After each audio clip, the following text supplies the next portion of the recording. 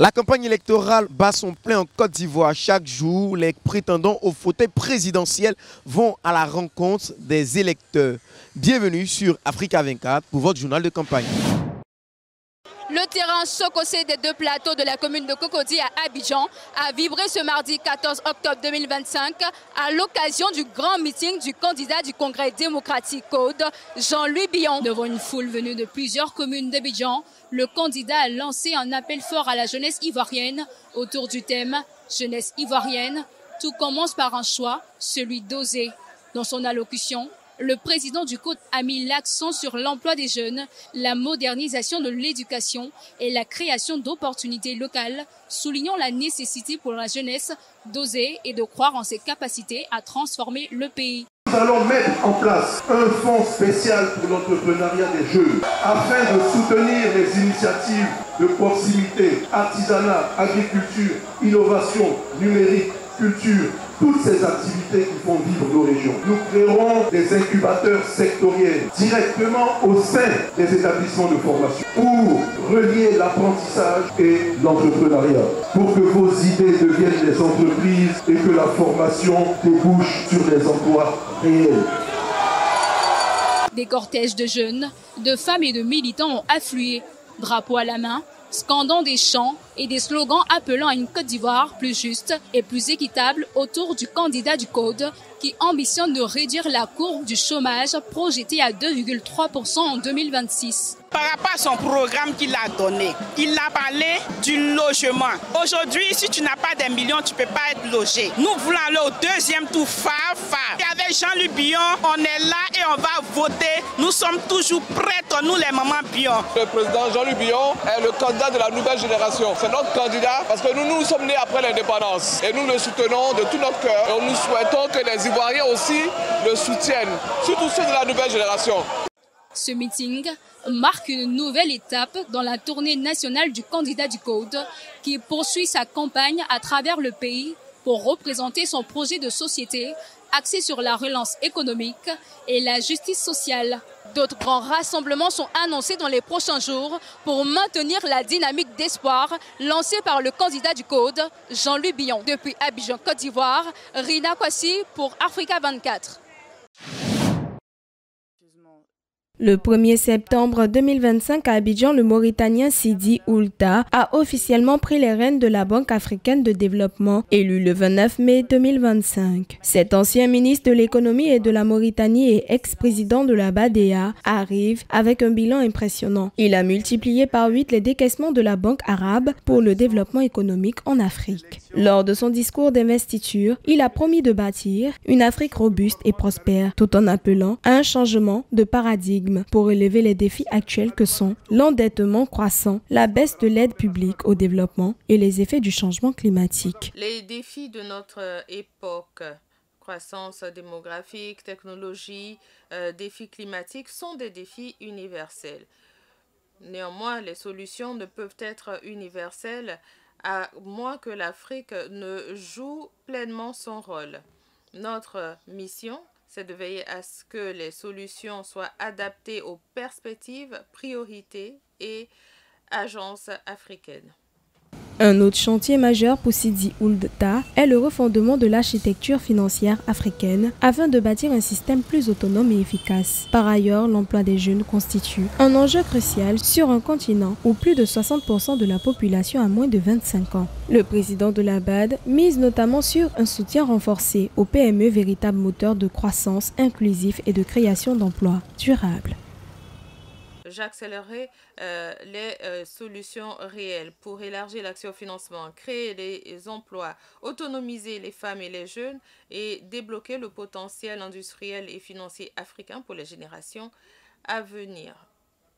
Nous serons la banque qui sert de passerelle entre les régions, les ambitions, les exécutions, entre les secteurs publics et privés, entre l'urgence et la bureaucratie.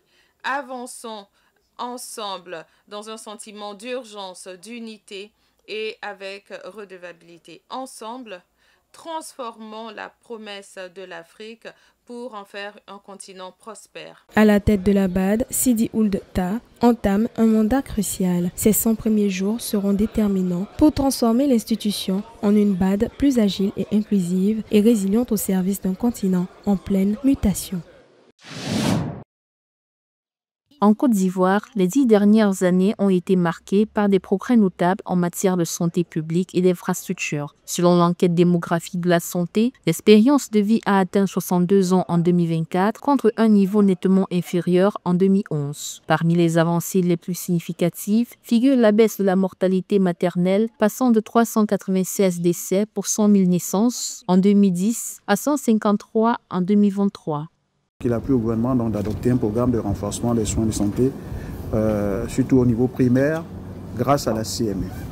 Il s'agit donc de l'ouverture de droits aux populations du secteur informel enrôlées à partir donc, du 1er mai pour une période de 4 mois pour permettre à ces populations donc, de s'habituer à l'utilisation de la couverture maladie universelle et s'apprêter donc, à s'acquitter donc, de leurs droits.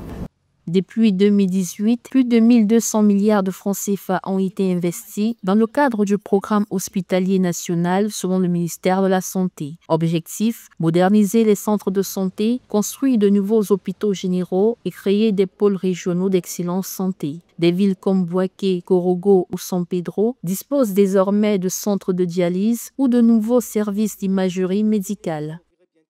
Les personnes qui sont enrôlées et qui ont bénéficié de la CMU seront pris en charge à hauteur de 100%, c'est-à-dire que les tickets modérateurs de 30% ne seront plus payés.